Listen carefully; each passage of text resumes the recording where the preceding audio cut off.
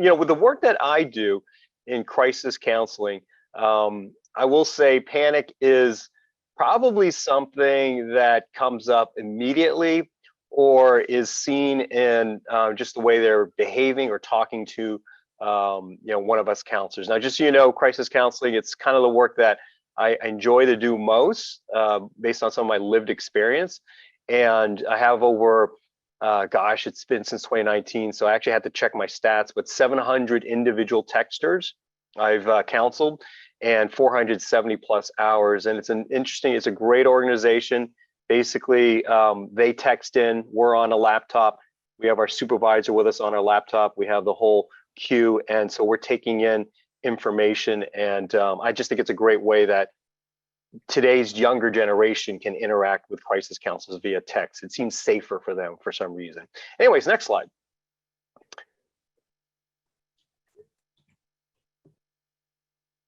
So here's the slide on the iceberg. Yes, this is the iceberg slide. So as we talked about, anxiety can be sort of that below the waterline. Panic is pretty much everything above that waterline, I think.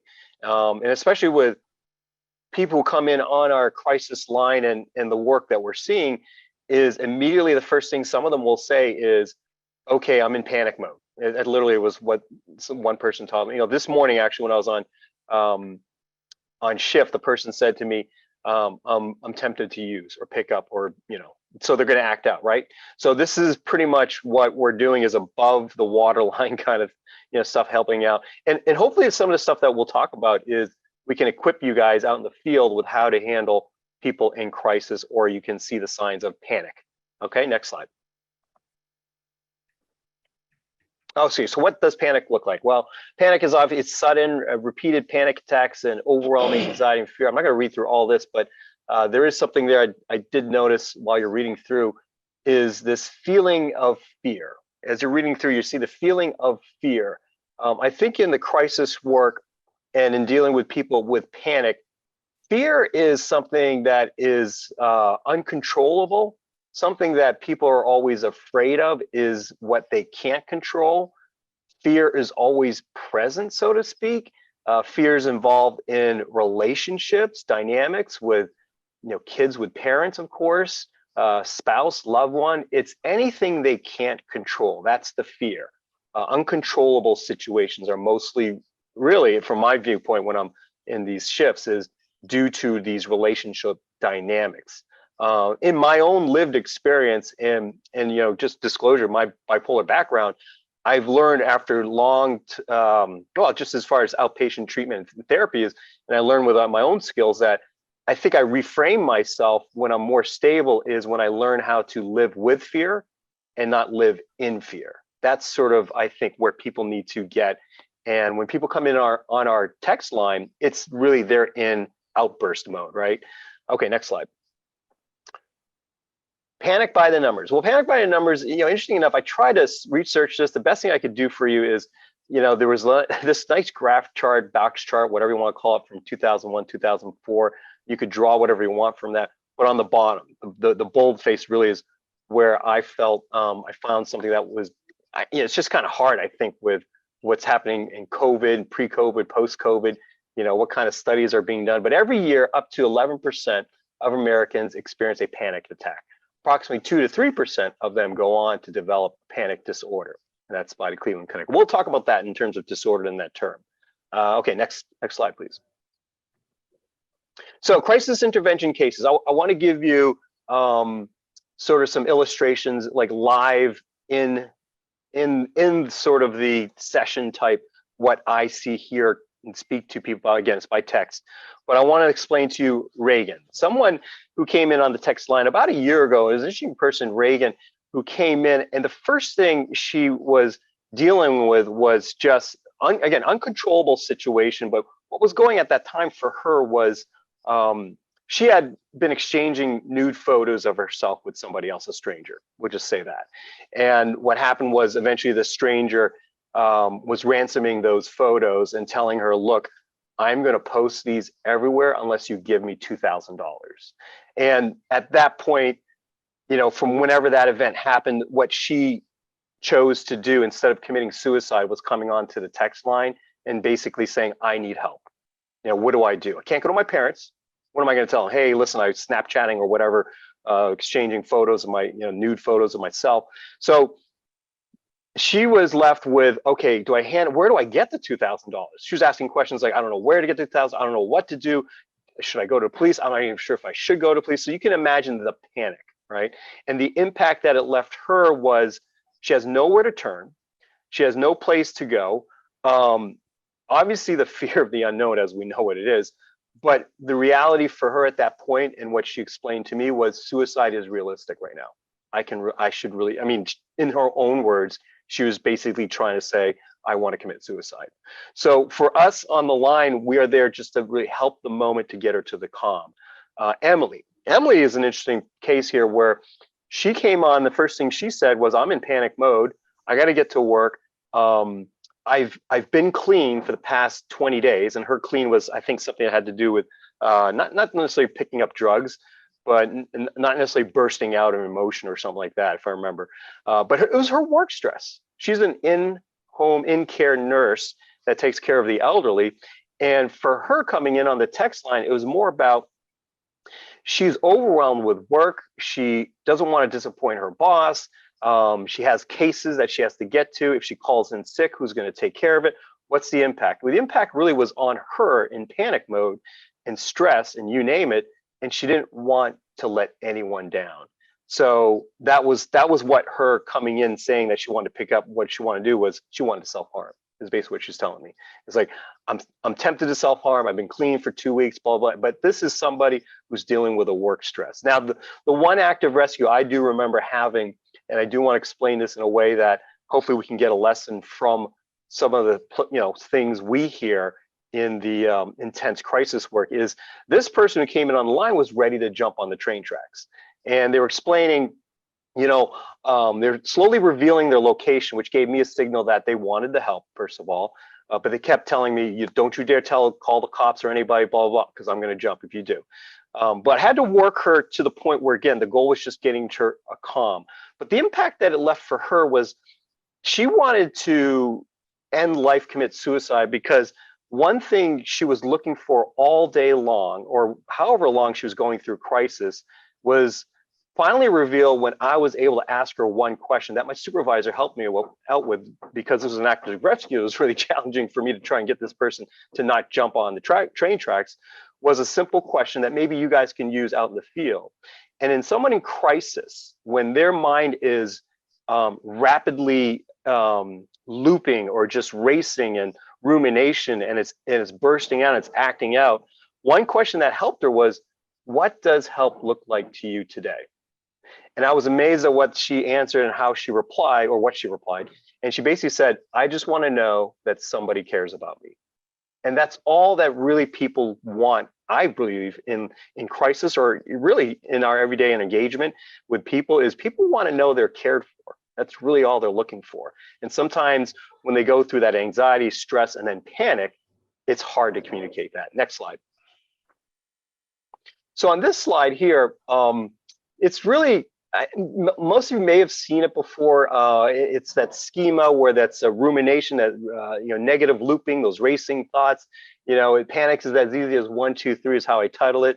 Jokingly enough, I was kind of showing this to my therapist. She said, well, maybe we should change that slide to, it's a slippery slope. And so I kind of laughed with her. I'm like, yeah, you're probably right.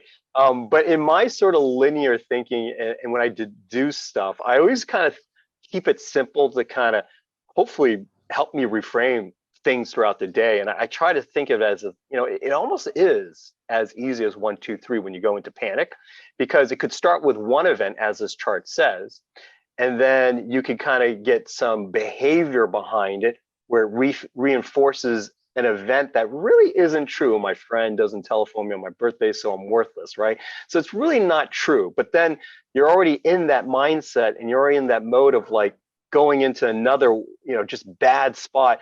I think what I'm touching upon here for everybody is, if you remember the iceberg analogy, it's everything underneath below the waterline. Like, we're just stewing in those thoughts, when actually the maladaptive behaviors or the events that are occurring aren't actually true. And that's what can happen. But for me, it's almost as easy as that. One small triggering event could actually rapidly advance every other event that's going on underneath that iceberg. Next slide. So the opposite of panic. Let's destigmatize here. Opposite of panic, obviously, for a lot of us is calmness, stable, cool. That's part of a crisis counselor's goal, is just achieving calmness once you get to that place. When you're under duress, when you have mental stress, when you have mental disorder, like people call it mental illness, I liken it more to mental disorder, because my therapist helped me understand that if you really take that term disorder and break it out, what does it really mean? Well, disorder just means things are out of order. That's it. And isn't that all of us today? We all have that sort of, and so I usually think of, well, the opposite of panic is calmness, and really the opposite of disorder is order. And that's what, if you're out there and you're engaging in people, don't necessarily see them as unraveling or coming apart. We just need to kind of help get them in order. That's all. And that's what you're there to do. Next slide. So grounding techniques. I just kind of want to go through a few that are really quick to do and easy to do. And easy to remember. That's what I was trying to say. Grounding techniques, coping skills, mindfulness, something you can coach people on is, hey, and when we're at a point where you're maybe problem solving or trying to give them some skill sets, coach them on 3-2-1, which is otherwise known as 5-4-3-2-1. But 3-2-1 is easy. Stop what you're doing. If you're racing, your mind is unraveling and it's uncontrollable. Stop what you're doing and immediately think 3-2-1. What are the 3 things you see? What are the 2 things you hear? And what's 1 thing you spell? Now, focus, slowly describe in detail everything, and then repeat it over. And 5-4-3-2-1 is just a variation of that. 5 things you see, 4 things you can get up and go touch, 3 things you hear, 2 things you smell, and 1 positive self-statement. These are just coping skills where, again, if we remember from that schema chart, we're just looping in these racing negative thoughts. We're just trying to break that loop and hopefully stabilize them and get them calm. Next slide. So I'm of the DBT therapy, which is of dialectical behavioral therapy. I'm of that school, and I really think it's a place to equip you folks when you're out engaging community.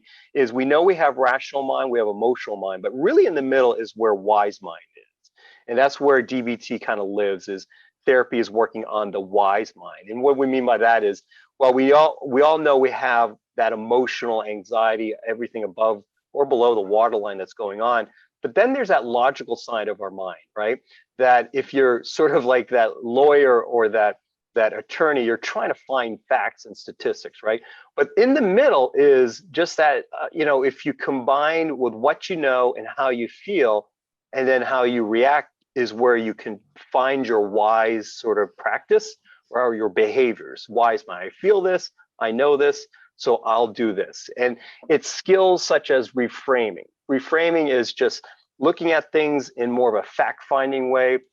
Thought challenges, these are just skills that they're called, like thought challenges, self-awareness skills. What we do in crisis counseling is, when we can get them to a calm, it's not like, okay, thanks for coming in, good to hear, see, you move on to the next person.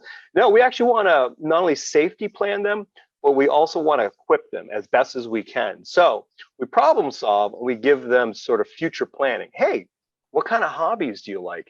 Tell me about your interests, your activities. Everybody's got them, right? It could be as simple as just, I love writing, music. Netflix could be a hobby to you. What we're trying to accomplish there is, great, now that we can, coach you on some grounding skills, breaking that loop of panic, now work on some of that activities that are more interim, that are distractive activity, good distractions, that is, and that can help you in the long term. That way, you can sort of, stretch out that good distraction and help your mind stay busy with healthy things. Last slide. So this is just informational for everyone. It is a great organization. Again, I'm a volunteer and a peer support specialist there. Crisis Text Line is a very unique organization. We do partner with 988 now. So when people text to 988, they actually, you can text home to 988 or home to 741-741, and you'll get a live counselor on the other end. Again, it's just for folks who, like yourselves, are engaging in community and going out, panic is probably a common thing we see on the visual side of it. But for yourselves, just knowing, like Chuck was talking about, having yourself calm underneath and then being able to address the person, just getting them to a calm is probably the first goal, but then equipping them and giving them solutions and just helping them try to distract themselves with healthy behaviors is probably the goal of anybody who's engaging somebody who's in crisis or panic mode. Okay, and that's it.